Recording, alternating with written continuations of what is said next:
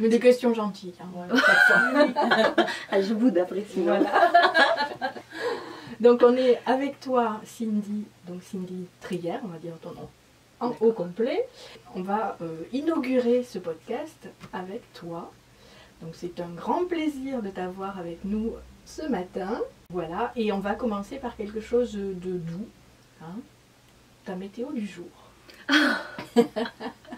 Eh bien écoutez, Karine, ma météo du jour, elle est plutôt ensoleillée en dépit du temps chaotique que j'ai eu ce matin sur la route en venant vous rejoindre. Mais je suis heureuse et reconnaissante de cette opportunité que vous m'offrez de parler d'un sujet qui me tient à cœur. Donc je suis ravie. Merci à toi. Donc Corinne, ta météo du jour. Ah, ma météo du jour, très très bien, malgré le mauvais temps, l'orage tout à l'heure. Non, tout va bien. Tout va bien, bon. Alors moi je suis super contente aussi, détendue, ravie. Et il y a une petite pointe de stress quand même. Je me dis, oh c'est la première.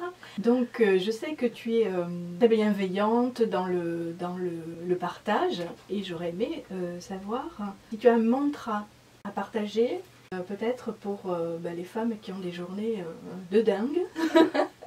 Alors j'ai un mantra, pas forcément pour la vie de tous les jours, mais je l'ai dès lors que je me sens fatiguée, que je me sens tendue, que je me sens éprouvée, que j'ai l'impression que je pourrais hypothétiquement tomber malade.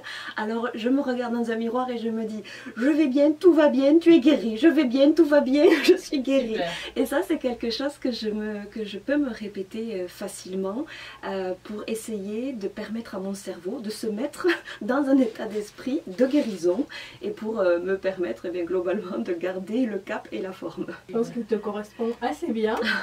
Et est-ce que tu aurais peut-être quelques conseils? Alors je sais que tu fais des vidéos de conseils. Oui. Et des conseils pour gérer son stress. Là ça va, on n'en a pas trop, mais est-ce que tu aurais des conseils pour le stress? Il en est un qui va être très très simple, qui me tient beaucoup à cœur et que j'utilise régulièrement, notamment quand je me brosse les dents avant de partir en prestation le matin. C'est tout simplement d'adopter ce que l'on appelle la posture de Superman.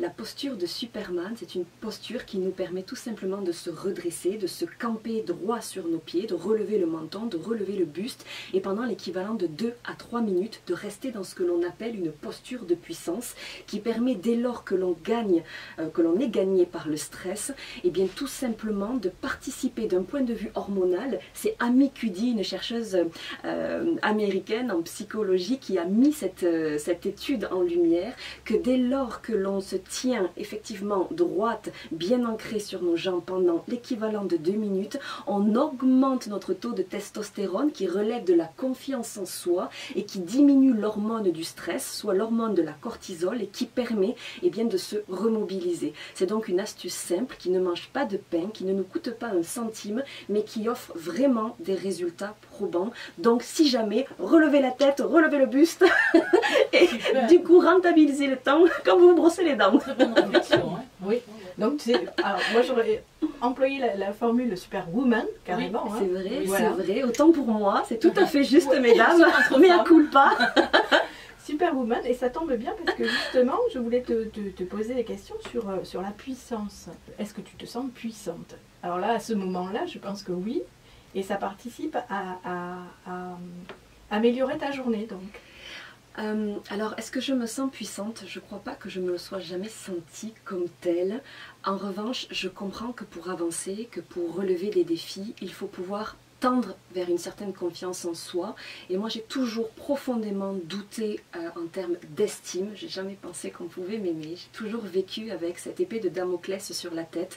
Et du coup, me sentir puissante, c'est pas quelque chose qui fait partie de mon vocabulaire. Mais en revanche, je suis déterminée, en conviction et passionnée. Et cette posture de superwoman, j'ai bien retenu la leçon, elle m'aide en tout cas à me sentir pendant quelques petits instants en maîtrise de mes propres émotions. Et donc là, à ce moment-là, eh bien, j'ai pas la cape, j'ai pas le slip, j'ai pas les collants ou la jupette, mais enfin, j'ai l'attitude. J'ai l'attitude. Voilà.